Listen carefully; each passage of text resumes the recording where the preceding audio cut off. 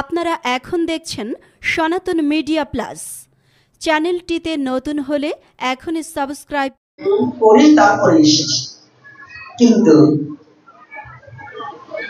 এগুলো অনেকটা বুঝতে হবে। তারপরে মায়েদের অনুরোধ করছি, মা তোমরা লক্ষ্মী মা, কথা বলো না মা, না হলে ভালো কথাটা হারিয়ে যাবে। আজকে ও দেখাতে হবে না, দেখিয়ে আমাকে জ্বালাই ফেলো না। তোমরা আমারে যা দেখাও বুঝি, কিন্তু দেখিয়ে বাবা বলার কায়দা নেই। লাস্টে তোমরা আমাদের পিছনে থাকো না, বুঝতে পারছো? আমরা যখন কথা বলি তখন আমাদের প্রতি যখন চাপ আসে তখন তোমাদের হাতিয়ে পাওয়া যায় না। তোমরা আগুন লাগিয়ে দিতে পারো, কিন্তু জল আনবার বেলায় তোমাদের খুঁজে পাওয়া যায় না। পরে বলবা, তোমাদের কাহিনীও আমার ভালো জানা আছে, বলবা আগে আশ্রয়টা কি এটা বলিয়ে নাকি। রাধে রাধে। আর আমার ভাগ্য ভালো, এক সুখদেব তাকে চোখে ভাগ্য হয়নি, স্মরণে তাকে স্মরণ করি। আর এক সুখদেব আপনাদের জালকাঠিতে দর্শন করিয়া, অর্থাৎ ইনিও ভাগবত প্রবক্তা। বাংলাদেশের বিভিন্ন প্রাণে বিভিন্ন প্রান্তে উনি গমনাগমন করেন। তথাপিও বাবাজি আজ কৃপা করে এসেছেন আজ দুদিন। আরো না জানা বক্তা এবং পাঠকগণ এখানে আছে আমি জানি। খালি পোশাক পরলেই তো হয় না, পোশাক না পরাও ছদ্মবেশেও আছে। তথাপিও রাজহংস যেমন দুগ্ধটুকু আস্বাদন করে, জল যেমন পরিত্যাগ করে আমার দোষ ত্রুটিকে পরিবর্তন করে শুধু হরি কথাটুকু গ্রহণ করে নেবে। আর আমার কোনো বলিবার যোগ্যতা নেই। আমি মহামূর্খ, দুরাচার, ভজনবিহীন, সাধনবিহীন। আমি শুধু পরদোষ দর্শনকারী। আমার নিজের যে কত দোষ আছে তাই একদিনও ভুলে দর্শন করে দেখতাম। তাই কৃপা করবে। চেতদার্পমার্জনম, মহাপ্রভু বলছে, হে জগৎজি, চেতদার্পমার্জনম, নিজের চিত্তরূপ দর্পণ খানাকে পরিমার্জিত না করলে তোমার চিত্তের মাঝে ভগবান আসতে তুমি কোনোদিন দেখতে পাবে না। কলির পাবন অবতারী শ্রীমান গৌর হরি। আশ্রয়ে কি হয়? সর্বপ্রথম হচ্ছে গুরু চরণ আশ্রয়। গুরুকে যাহা কোন অংশে লঘু নয়। গুরু কোন মানব দেহধারী ব্যক্তি, কোন গুরু নয়। এটা প্রতিনিধি, একজন আচার্য হতে পারে। ওই যে পরিব্রাজক আচার্য হতে পারে। প্রত্যেকটা পঞ্চভৌতিক দেহধারী মানুষ কখনো গুরু নয়। তাহলে এই মানুষের মধ্যে একজন গুরু লুকায়িত আছে। সেই গুরুকে জানতে হয়, চিনতে হয়, বুঝতে হয়। এজন্য একজন ভাবুক লিখেছে, গুরু বহু দেহধারী নয়, অনন্ত, অসীম, অক্ষয়, অব্যয়। আজকে ভালো করে জানবেন, আজকাল তো 4টে মালা গলায় দিচ্ছি, 2টো দাড়ি রাখছি, আর একটু তিলক পড়ছি। আমার মতো গুসাই বুঝি বাংলাদেশে আর কেউ নাই। গুরু বুঝি আমি শ্রেষ্ঠ। এই অহংকারে আজকাল গুরু সমাজ নষ্ট হয়ে যাচ্ছে। আমার মতো পাপিষ্টের কারণে আমার মতো গুরু গরু সেজে বসে আছে, কিন্তু গুরু হওয়ার যোগ্যতা আমার মধ্যে নেই। কথাটা কিন্তু আজকে কষ্ট পাবেন না। কমিটির নির্দেশনায় এই তত্ত্বের উপরেই আলোচনার কথাটা, নির্দেশটাই তো বাবা গুরুর উপরেই তো কথাটা।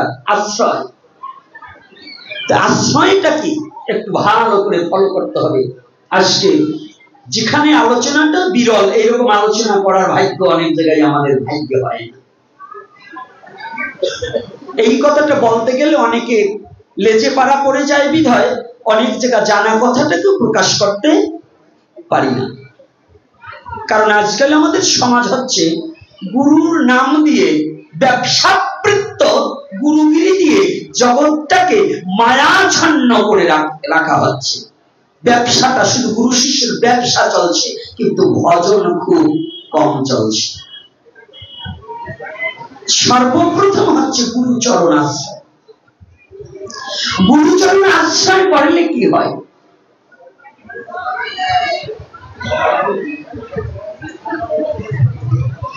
গুরু চরণ আশ্রয় করলে কি হয়? চৈতন্য চরিতামৃতে কলির যুগ পাবন অবতারে শ্রীমান গৌর হরি।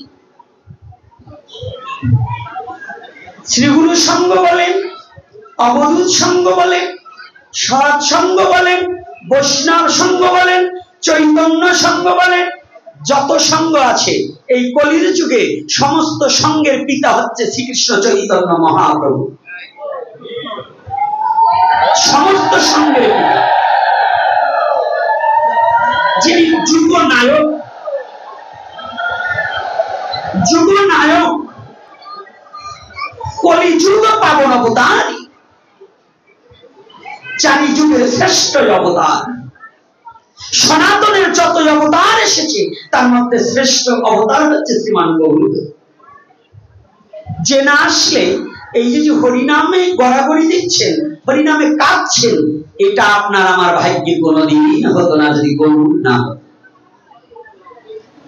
এই জন্য ভজন দ্রষ্টা প্রেমিক মহাজন আমার নরোত্তম দাস ঠাকুর মহাশয় তিনি কলম দিলেন, যদি গৌর না হইত কেমন হইত, কেমনে ধরিতাম দে রাধার মহিমা প্রেম রস সীমা জগতে জানাতো কে? আমি বলছি না, আমি মহাজনের, আমার কি যোগ্যতা আছে? আমি একটা কথা বলবো, যে বলে আমি কৃষ্ণ কথা ভালো জানি, প্রভু কহে তাহে আমি পশু মধ্য করি। কৃষ্ণ কথা জানার অধিকার এখন আমার হৃদয়ে পাই। গুরু কোন অংশে লোভ নয়, গুরু কবু দেহধারী নয়, অনন্ত অসীম অক্ষয় অব্যয়।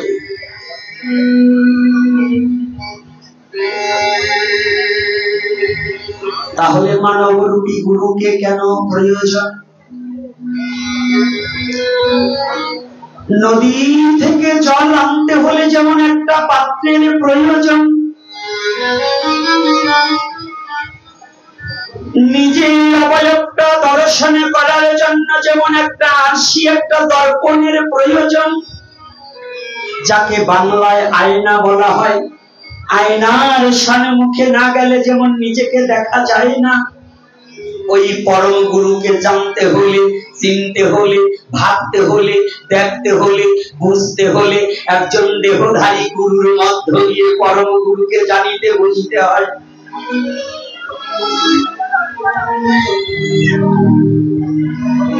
তাই চৈতন্য চরিতামৃতে গুরুর গুরুত্ব এবং গুরুর যোগ্যতা, গুরুর অধিকার, গুরুর সততা, গুরুর নিষ্ঠা,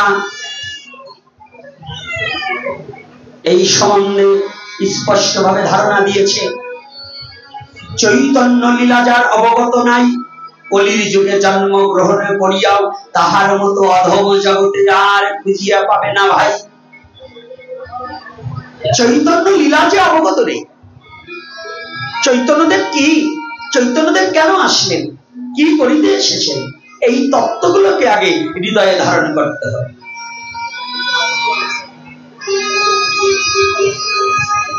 আজকে সেই শ্রীমান মহাপ্রভু লীলাচলের পথে একদিন হরিনাম সংকীর্তনের পিতা, সংকীর্তন রতয়িতা, আদরে সম্ভাবা পালুকা বদত কপি রতয়িতা,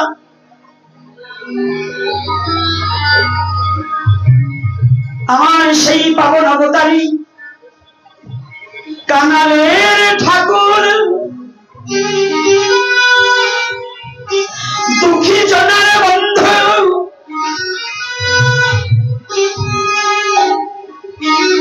অভাবীর অভাব পূরণকারী গৌর হরি,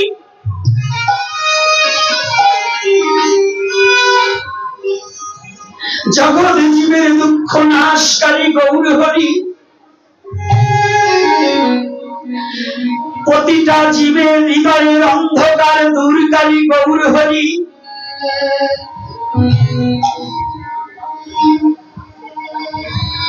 প্রতিটা জীবের হৃদয়ের অন্ধকার নাশ করবার নিমিত্তে যে গৌর হরি গোলকের ধান নিয়ে ভূলোকে এসে অবতীর্ণ হয়েছিলেন, অবতার নয়, অবতরী নয়, অবতীর্ণ হয়ে পৃথিবীর মাঝে প্রকাশ পেয়েছিলেন। হরিবল হরিবল।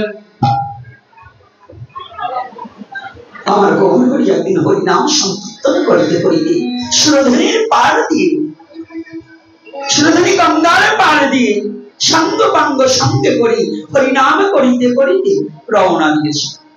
এই বাবা, এটা কিন্তু কোনো খাবারের আসর নয়। কোনো বাচ্চাকে এখানে খাবার কিনে এনে দেবেন না। দাঁড়ান, একটু না বলে পারছি না, দাঁড়ান লীলা একটু ওখানে ভগবান দাঁড়িয়ে থাকে। হরিকথার আসরে, নাম যজ্ঞে, ভাগবতার আসরে যারা আসরের মধ্যে বাদাম খায়, এগুলো পরবর্তী জন্মে ছাগল হয়ে জন্মগ্রহণ করবে। এর একটাও মানুষ হতে পারবে না, কারণ ওই ছাগলের অভ্যাস তো গেল না। ছাগল যেমন সবসময় মুখ লড়াইতেই তালে থাকে, এরা হরিবাসরে এসেও যেগুলো মুখ লড়ায়, এগুলো ছাগল, আগের জন্মেও ছাগল ছিল, মরিয়েও আবার ছাগল হবে। এই জন্য সাবধান। ভাগবতী আসরে এবং হরি নামে নামযজ্ঞের আসরে কোনোদিনও কোনো খাবার নিয়ে বসবেন না, এবং আপনার বাচ্চাকেও খাওয়াবেন না, আপনি নিজেও খাবার খাবেন না, যদি মনুষ্য কুলে থাকতে চান। কারণ হরি নামের চেয়ে আপনার খাবার প্রিয়সী এবং বড়ইয়সী হতে পারে না, হতে পারে। তাহলে আমার সবচেয়ে শ্রেষ্ঠ কি? হরিনাম। সেই নামের আসরে বসে কোনো খাবার যেন না খাওয়ায়। বাদাম শুনবেন, এটা পার্ক নয়। আমাদের হিন্দু নরনারীগণ পার্ক মনে করে ভাগবতী আসরকে, পার্ক মনে করে, এবং এই পার্ক মনে করে নামযজ্ঞের আসরকে। ওরা বাদাম ছলে আর দুটো করে মুখে দেয়। সাবধান। চরণ ধরে করি মানে আজকে বলে গেলাম, কোনো পাঠক বলবে না। এই পাঠকরা বলে না ভয়তে, আমার কোনো ভয় নেই। পাঠকরা বলে না কেন জানেন? ওই সুখদেব বাবা বলবে না, যদি আগামী বছর তার না নেয়। আবার যদি সুখদেব বাবা বললে আপনি তার সাথে ঝগড়া করেন, এই জন্য উনি আর বলবে না। আর আমার আনেন আনেন না আনেন না আনেন, সত্য কথা বলে যাবে। যেদিন জালো কাঠি না আসছি, পেট চলেনি, আমার গৌর চালায়নি, এই শ্রীগুরুর সঙ্গে ভক্ত যখন আমাকে আনেনি, আমার গৌর হরি আমাকে চালায়নি, তাই বলে মিথ্যা বলবো কেন? সত্য যেটা সেটা বলে যাব। আমার গৌর আমাকে চালাবে। আমি কারো অধীন নয়, আমার গৌরের অধীন। আমি কারো অধীন নয়, আমার গৌরের অধীন। এজন্য সত্যকে কখনো লুকানো যাবে। এজন্য চরণ ধরে পরিমাণা কোন ভাগবতী আসরে এবং কোন হরিনাম যজ্ঞে গিয়ে, ধর্মীয় অনুষ্ঠানে গিয়ে, অনুষ্ঠান সমাপন না হওয়া পর্যন্ত এই আসরটাকে পার্ক তৈরি করবেন না। যাক, এখানে বিশ্রাম রেখে দিলাম আর না বলিলাম। এইবার আমার মহাপ্রভু সুরধনীর পারে হরিনাম করিতে করিতে রওনা করে। ভালো রাখবেন, আমি সারাদিন এদিক ওদিক আলোচনা করবো, আবার ওই জায়গায় আসবো, কিন্তু আপনাদের শ্রোতাদেরও একটু খেয়াল রাখতে হবে কি কথাটা কি চলছে, গৌর কি বলাচ্ছে।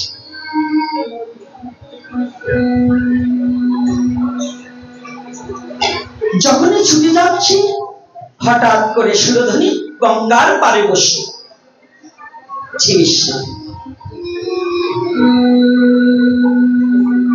এই গঙ্গার পারে বসে বসে এক ভক্ত একখানা শ্রীমদ ভগবত গীতা অধ্যয়ন করছে।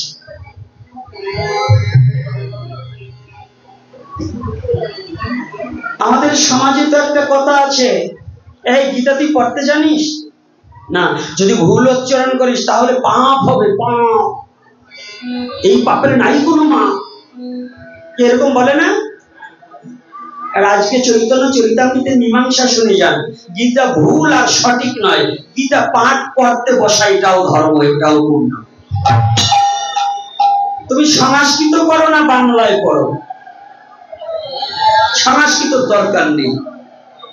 আমি সেই ধর্মে জন্মগ্রহণ করেছি যে ধর্মের ভগবান ইংলিশ, বাংলা, ইংরেজি, তেলেগু, ফার্সি, উর্দু সব ভাষা জানে, সব ভাষা বোঝে। আমার ভগবান এক ভাষা বোঝে না, সংস্কৃত ছাড়া আর বুঝবে না, এইটা কিন্তু ভাববেন। এইটা ভাবে মূর্খের দল যে ভগবান বুঝি সংস্কৃত ছাড়া আর কিছু বোঝে না। এখন যারা সৌদি আরবে জন্মগ্রহণ করেছে তাদের মাতৃভাষা আরবিতে, তাদের আক্ষরিক জ্ঞান আরবিতে। হিন্দুরাও কিন্তু দেশের কলেজ ভার্সিটিতে আরবি পড়ে না? হিন্দুরা কি পড়ে? কথা বলে না। সৈদিতে কি পড়ে? আরবি পড়ে না। তো আরবিতে গীতা প্রকাশ হয়েছে, এটা জানেন? হ্যাঁ, এখন বর্তমান আন্তর্জাতিক খ্যাতি সম্পন্ন সোসাইটি ইসকনের মাধ্যমে অভয়চরণ ভক্তিবেদান্ত প্রভুপাদের কৃপায় মহাপ্রভুর আদর্শটাকে প্রচার করেছেন আর ইসকন, সেই ইসকনের নেতৃত্বে আজ সৌদি আরবের গায়ে আরবিতে লেখে গীতা প্রকাশ হচ্ছে। কথাটা ভালো করে জানবেন। তাহলে আমি সেই ধর্মের পূজারী যে ধর্মের ভগবান সব ভাষা বোঝে কি না? যে ভগবান বুবার মনের কথা বোঝে, সে বাংলা বোঝে না। তাই ওই যেটাই বলছে যে বাংলায় গীতা পাঠ করলে গীতা পাঠ হবে না, সংস্কৃতিতে পাঠ করতে হবে, ওর মতো গাধার কিছু আছে জগতে যে ও ভগবানের তত্ত্ব সম্বন্ধে কি বুঝলো, ভগবানের মহিমা কি বুঝলো, যে ভগবান সব পারে এইটাই তো বুঝলো না। তাহলে ভগবানের কি জানলো, কি চিনল? ভগবান সব পারে কিনা? আজকে যেন একটু জোর, কালকে একাদশীতে না খাওয়া ছিল, আজকে একটু শক্তি হয়েছে। বা গৌর হরি বল। এইবার গীতা পাঠ করছি, যে ব্যক্তি পাঠ করছে তার নাম কি গো?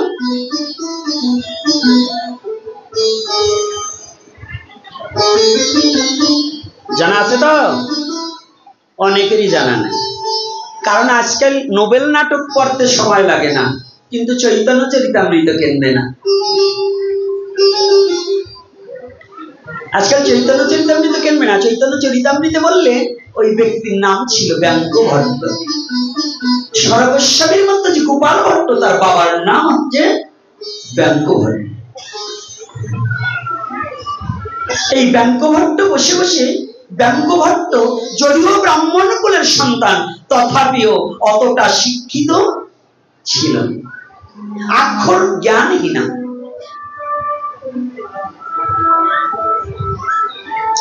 আক্ষরিক কোনো জ্ঞান নেই। এই বিষটা উল্টাচ্ছি আর আবল তাবল বলে যাচ্ছি। গীতার একটা শ্লোক উচ্চারণ হচ্ছে না। হঠাৎ করে মহাপ্রভুর কিছু পার্শ্বদ, সবাই তো ভালো নয়। আর এই যে আমার সাথে আমি, আপনারা ভালো, কিন্তু আমি তো ভালো নই, আমার মনে তো দুষ্ট বুদ্ধি থাকে। তো একজন মহাপ্রভু হেঁটে যাচ্ছে, কিন্তু এই ব্যঙ্ক ভট্ট প্রভুর দিকে একবারও তাকায়নি। প্রভু যে হেঁটে যাচ্ছে তাকায়নি। প্রভুর কিছু সহচারীদের একটু জিজ্ঞাসা জেগেছে, আরে যাকে যুগী পাই না যোগ সাধনী, যার চরণ ব্রহ্মা পাই না ব্রহ্ম জ্ঞানে, সেই মহাপ্রভু হেঁটে চলছে, ওকে দেখছে না? ওরে দুরাচার!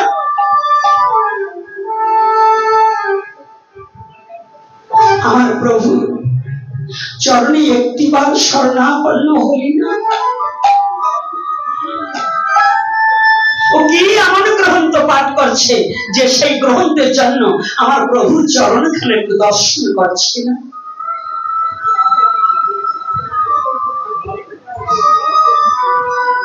ছুটে যাওয়ার সাথে সাথে দেখতে পাই পৃষ্ঠা উল্টাচ্ছে, আর হাবল তাবল একটা শুদ্ধ শ্লোক হচ্ছে না।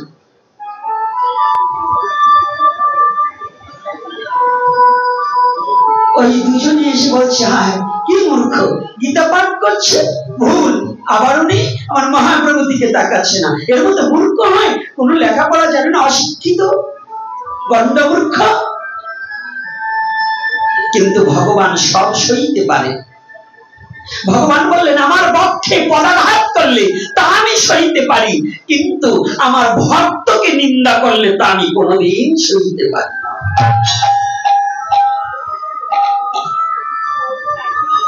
ভক্তবৎসল ভগবান গৌর হরি। এই ভক্তবৎসল ভগবান গৌর হরি বললেন,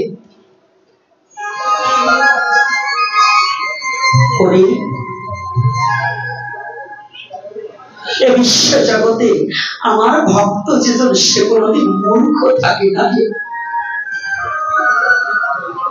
তোমরা যাকে মূর্খ বলছো, শুধু বাহ্যিক দৃষ্টিটা দিয়ে তাকে দেখলে, কিন্তু তার অন্তরটা তোমরা কেউ দেখোনি। সে কত বড় জ্ঞানী।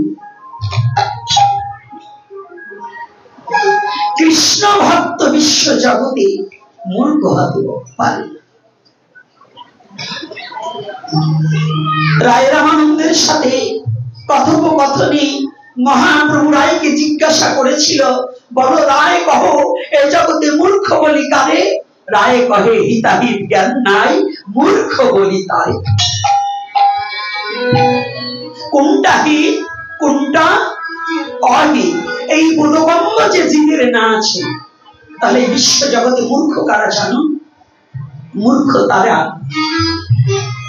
বিএ পাস করলেও শিক্ষিত হয় না, ডক্টরেট করলেও শিক্ষিত হয় না, ইঞ্জিনিয়ার যাই হোক না কেন, ডাক্তার ইঞ্জিনিয়ার যাই হোক, যদি মনুষ্য জীবনে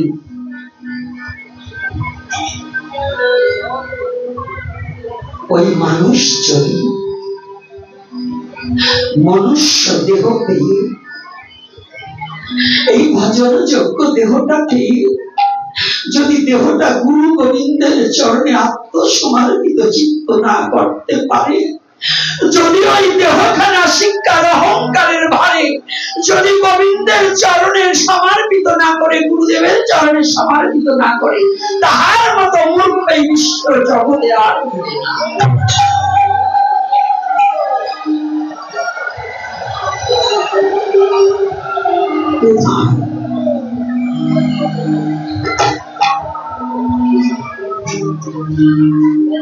হিত কাহাকে বলে গো? হিত মানে ভালো। ভালো কি? একজন আমাকে 10টা টাকা দিল, একজন আমাকে 2 লক্ষ টাকা দিল, তাতে কি আমার হিত করে দিল? না। এমনও তো বাচ্চা বাচ্চা কবলমতি ছেলেদের হাতে 1 লক্ষ টাকা দিয়ে একটা বন্দুক ধরিয়ে দিয়ে তাকে কিন্তু অনেকজন সন্ত্রাসীও তৈরি করছে। টাকা দিলেই সে আমার হিত করলো, এটা নয়। মা, হিত সে করলো কে জানো? যদি কিছু না দিতে পেরেও যদি কোনো বান্ধব হয়ে যদি একটু হরি ভজন শেখাতে পারে, যদি একটু হরি নাম আমার কর্ণ কুহুরে দিতে পারে, জগতে তাহার মতো বান্ধব এই বিশ্ব চরাচরে আর হতে পারে।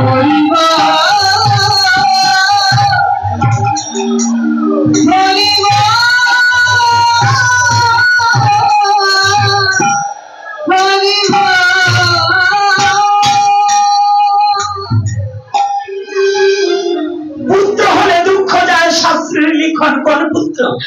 পৃথিবীতে যে পুত্র ডাক্তার হয়েছে, ইঞ্জিনিয়ার হয়েছে, এমপি মন্ত্রী হয়েছে, সেও সঠিক সৎপুত্র নয়। যদি মৃত্যুর সময় ওই পুত্র ওই কন্যা যদি পিতা মাতার কর্ণে একটু হরি নাম দেওয়ার মতো যোগ্যতা অর্জন না করতে পারে,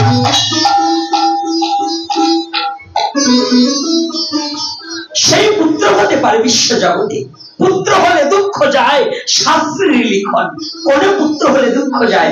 যে পুত্র পিতা মাতাকে দিনে 1 বার খাওয়াক, তাতে কোনো দুঃখ নেই, কিন্তু মৃত্যুর সময় আর কিছু না দিতে পারলেও যে পুত্র পিতা মাতাকে একটু ভগবত ভজন শিখাতে পারে, হরি নাম দিতে পারে, তার মতো আর পুত্র বিশ্ব জগতে মিলে না।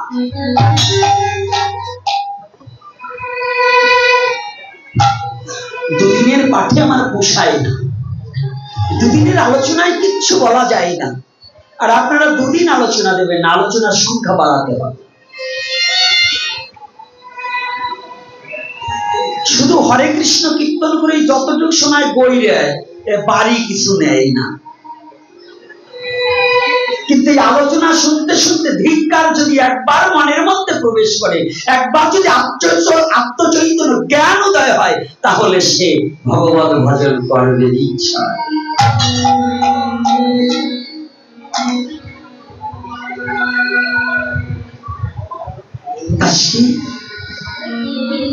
ভগবান বলেন আমি সব সরিয়ে নিতে পারি, কিন্তু আমার কৃষ্ণ ভক্ত নিন্দাকারীকে আমি কখনো ক্ষমা করি না। এজন্য বৈষ্ণব বন্দনায় বলছে, কি বলেছে? হরির স্থানে অপরাধে তরে হরি নাম, তোমার স্থানে অপরাধী নাহি কো যারা। ভগবানের চরণে অপরাধ করলে, হরি নাম করলে সে পবিত্র হয়ে যাবে, সে মুক্তি পেয়ে যাবে। কিন্তু যদি ভগবানের প্রিয় ভক্তের কাছে কেউ অপরাধ করে, সেই অপরাধ ভগবানও খণ্ডাতে পারে না। এজন্য সাবধান, সাবধানতার সহিত অপরাধ শূন্য হয়ে সদা রইবে না। অপরাধ শূন্য হয়ে সদা রইবে না। এই লীলাটা কেন টানছি, সামনে আগালেই বুঝতে পারবেন যে লীলাটার মাহাত্ম্যটা।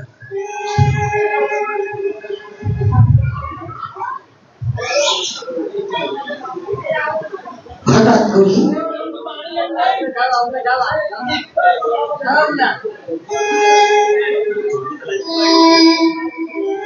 যখনই গীতা পাঠ করছে আর যখনই বলছে ওর মতো মূর্খ হয় না, মহাপ্রভুর অন্তরে লেগেছে। রাধে রাধে, মহাপ্রভুর অন্তরে দাগ কেটেছে। আমার ভক্তকে মূর্খ বললে, ভক্তকে চেহারা দেখে চেনা যায়। কি বাবা, চেহারা দেখে ভক্ত চেনা যায়? ভক্তুক চেহারা আছে, উপরে ঢাকা, ভিতরে যদি ফাঁকা হয় তাহলে তার লাভ নেই। আমার মতে এই সাদা সাধু এরকম সাজলে কাজ হবে না, কাজের সাধু হতে হবে আপনাদের। আমি তো সেজেছি কিন্তু সাধু হতে পারি। সাধু হওয়া বড় যোগ্যতার প্রয়োজন, বড় ভজনের প্রয়োজন, বড় সাধনার প্রয়োজন। কিন্তু সেই সাধনা, সেই যোগ্যতা, সেই প্রেম আমার মধ্যে নেই।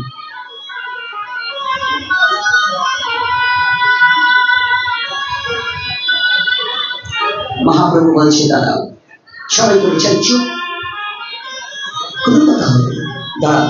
তোমরা যাকে মূর্খ বলছো আমি একটু শুনে দেখি তো। চুক্তি করে মহাপ্রভু শান্ত পাক নিয়ে ব্যঙ্কভট্টের পিছনে গিয়ে চুপ করে বসে আছে। ব্যঙ্কভট্ট দুটি চোখের জলে বক্ষ প্লাবিত করছে। ওই গীতার পৃষ্ঠা উল্টাচ্ছে আর কাঁদছে। হঠাৎ করে যখন একটু ফিরেছে, দেখতে পাই মহাপ্রভু পাশে এসে বসে আছে। ব্যঙ্কভট্ট চুপ উঠেছে। এটি মেঘনা চাইতে যাও, প্রভু তুমি এসেছ? দয়াময়, ও প্রভু, তুমি না ডাকতে তুমি এসেছ বান্ধব। দয়াল, তোমাকে তো ডাকার মতো কোন যোগ্যতা পৃথিবীতে আমার জন্ম হয়নি, তোমাকে আমি কেমন করে ডাকবো? ও গৌর হরি,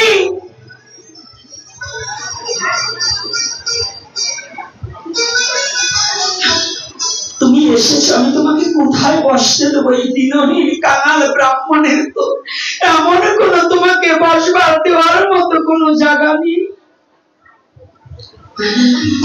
গায়ের যে ছেঁড়া উত্তরীয় খানা ছিল ওইখান বেঁধে দিয়েছে, প্রভু তুমি বসো। আর জানো গৌর হরি, এই আসনে তো তোমাকে বসবার দেওয়ার যোগ্যতা নয়, আমার হৃদয় আসনে তোমাকে পেতে দিলাম, কৃপা করে তুমি হৃদয় আসনে বসো।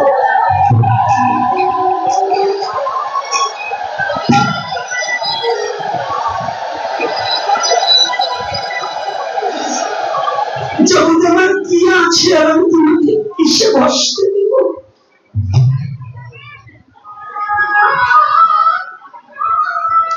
প্রভু, ভক্তের কথাটা কি? প্রভু, আমার কথা তোমার মনে পড়েছে দয়া?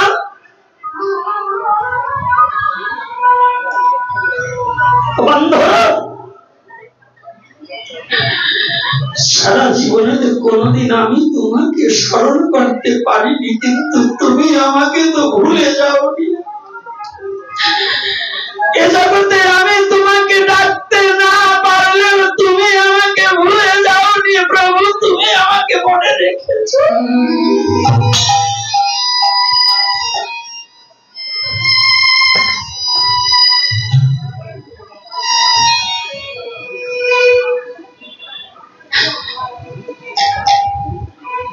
এসেছে যখন কৃপানিধি, তুমি কৃপা করতে করুণা করতে এসেছো, করুণার সাগর। এই হতভাগা দাসের একটি প্রণাম তুমি গ্রহণ করো।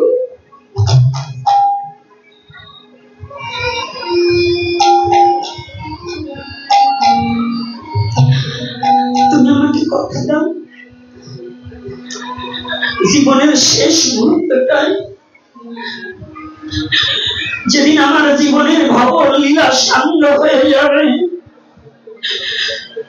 যেদিন আমি ভাবনা নদীর কূলে গিয়ে দাঁড়াবো, তুমি যেদিন কান্ডারি হয়ে দাঁড়াবে, তুমি কথা দাও সেদিন তুমি আমার মতো দাসকে তুমি ফেলে যাবে না গৌরহরি, তুমি কথা দাও।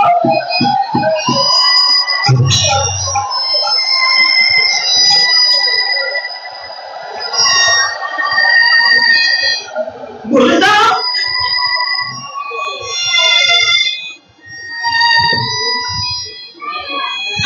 জানো, এ বিশ্ব জগতে তুমি ছাড়া যে আমার আর কোনো আপনজন নেই, তুমি করুণা করে কথা দাও। জগতের সবাই আমাকে ছেড়ে গেল, তুমি আমাকে ছেড়ে যাবে না, তুমি কথা দাও। সবাই আমাকে দূর দূর করে তাড়িয়ে দিলেও তুমি আমাকে ঠেলে ফেলে দেবে না, তুমি কথা দাও গৌরহরি।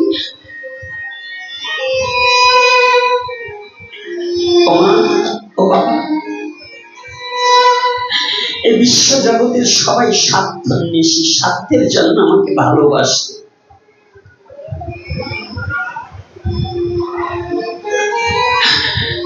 দুটো ব্যক্তি আমাকে নিঃস্বার্থে ভালোবাসে। মা বাবা বলবেন না, না, মা বাবাও স্বার্থের জন্য আমাকে ভালোবাসে। পুত্র যদি ভালো ইনকাম করে না খাওয়াতে পারে, 14 গ্রাম ছড়িয়ে দেবে, আমার ছেলে আমাকে খেতে দেয়নি। আমি যে ভগবানের দাস হয়ে পৃথিবীতে আসছি, আমি যে একদিনও ভগবানের নাম করছি না, কই আমার ভগবান তো কারো কাছে কোনোদিন বলে না যে আমার অমুক আমার নাম করবে।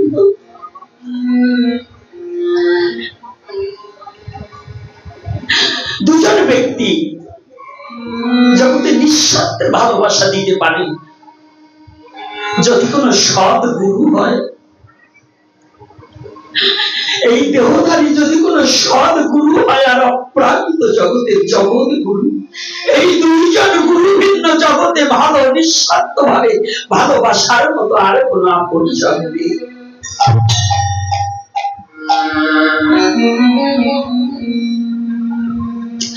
সবাই স্বার্থের ভালোবাসা, অভিনয়ের ভালোবাসা,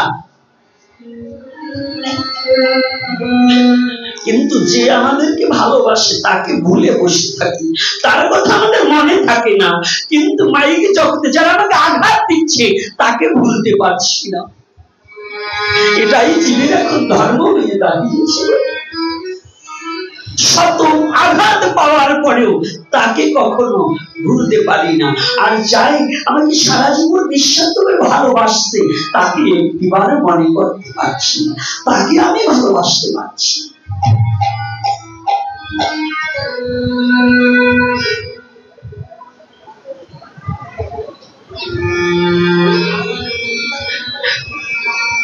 সবাই ভুলে গেলেও আপনি দেখুন, আপনার স্ত্রীও আপনাকে ভুলে যাবে, পিতা মাতা সবাই একদিন ভুলে যাবে।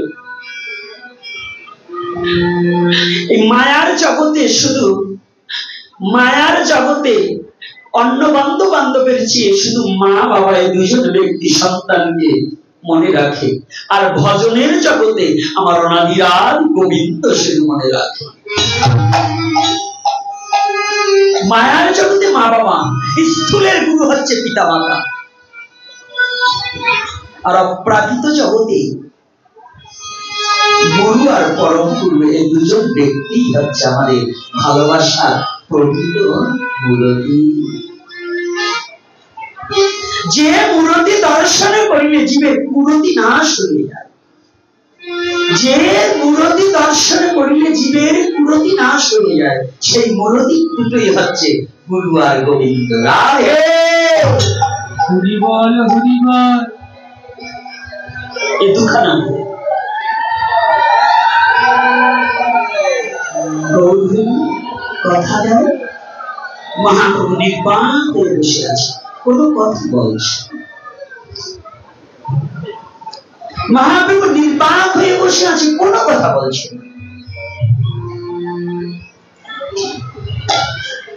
কথা না বলে চুপ করে আছে। প্রভু তুমি কথা বলছো? ব্যাংক, তোমার সাথে আমার একটা কথা আছে। তুমি কি গ্রন্থ পাঠ করছো?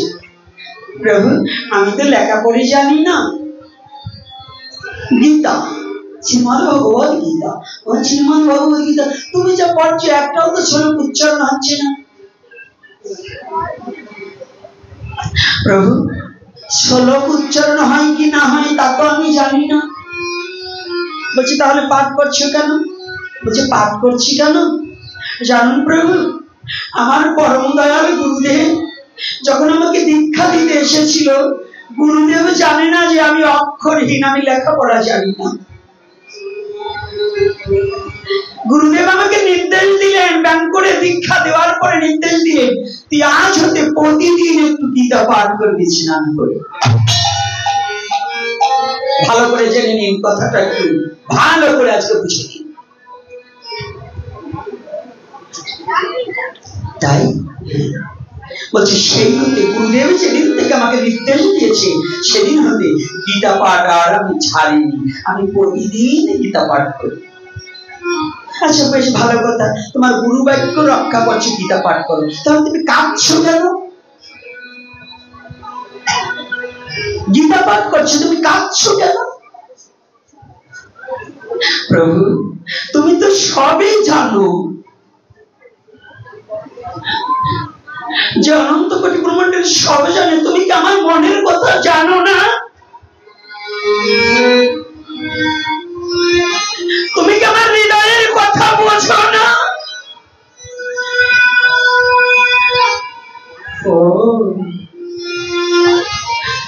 তো তুমি আমার কাছে জিজ্ঞাসা করেছো, তুমি যখন জিজ্ঞাসা করেছি তাহলে শুনে নাও। আমি যতবার ওই গুরুদেবের নির্দেশ অনুসারে যেদিন থেকে এই গীতা পাঠে বসেছি, আমি যতবার ওই গীতার পৃষ্ঠা উল্টাই, ওই শ্রীমদ ভগবত গীতার মধ্যে আমি যেন সেই অর্জুনের রথের সারথি ভগবান কৃষ্ণ বসে আছে, আর এই রথে বসে যেন অর্জুনকে এই উপদেশ অমৃত দান করিতেছে। আমি যতবার ওই পৃষ্ঠায় উল্টাই ততবার সেই প্রতিচ্ছবি দর্শন করি।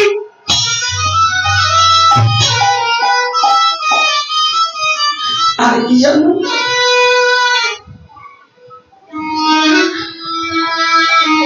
আর আমি ভগবান কৃষ্ণ আর অর্জুন যে কথাবার্তা বলছি, ওই প্রতিটা কথা আমার পরে ভেসে আসে। চৈতন্য চরিতামৃত গান কৃষ্ণ কবির গোস্বামী, যাবৎ পাঠ্য তাবৎ পাঙ্গ তাহার দর্শন, এই লাগি গীতা পাঠ না ছাড়ে এ বর্মা।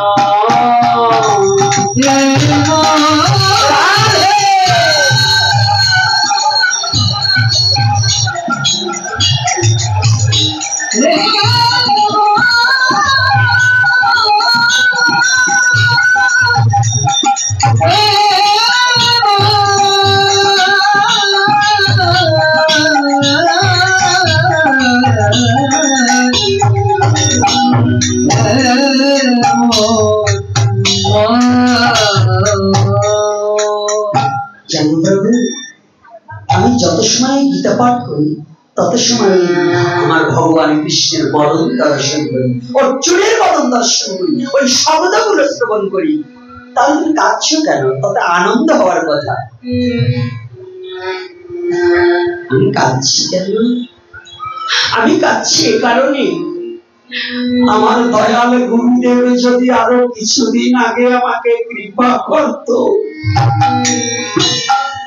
যদি আরো কিছুদিন আগে আমাকে এই তত্ত্ব জানিয়ে দিত, আমার মতো এই অপাত্রে যদি গুরু কৃপা আগে বরিশান হতাম, তবে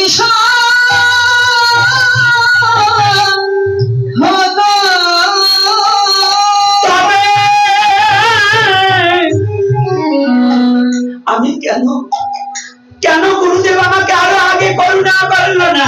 তাহলে জীবনে আরো আগে কিছুদিন আগে আমি গোবিন্দ বদন দর্শন করিতে পারিতাম।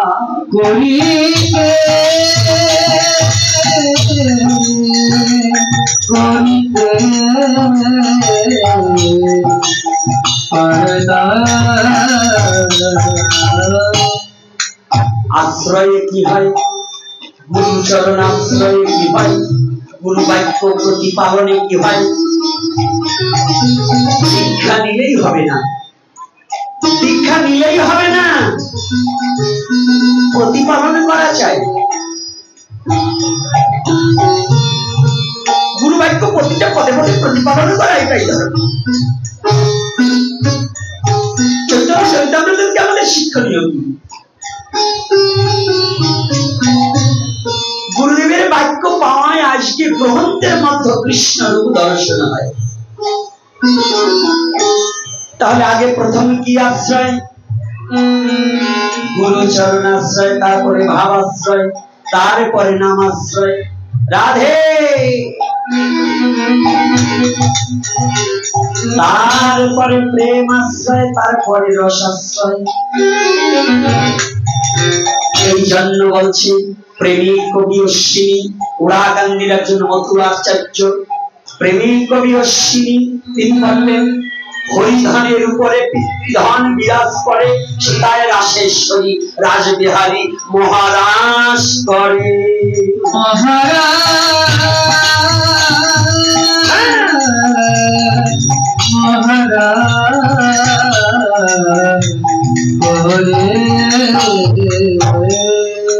তাহলে গুরুচরণ আশ্রয় করো। আশ্রয় ভিন্ন কখনো গোবিন্দ চরণে প্রাপ্তি হবে না, হবে না। সদ্গুরু না হইলেও জীবনে সফল অর্জন হবে না, হবে না।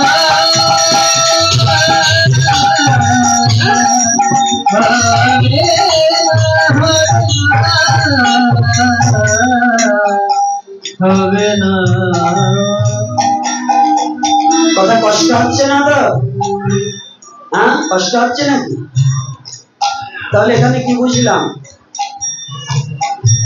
গুরুদেব বলছে বাবা এটা করো না, ওটাই বেশি করে করবো, তাই তো নাকি?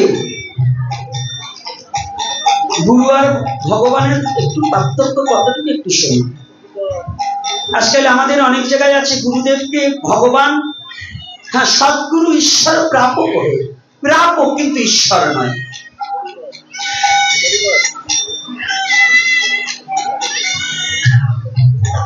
সদ্গুরু ঈশ্বর প্রাপক হোক, ভাষাগুলো আগে বুঝতে হবে।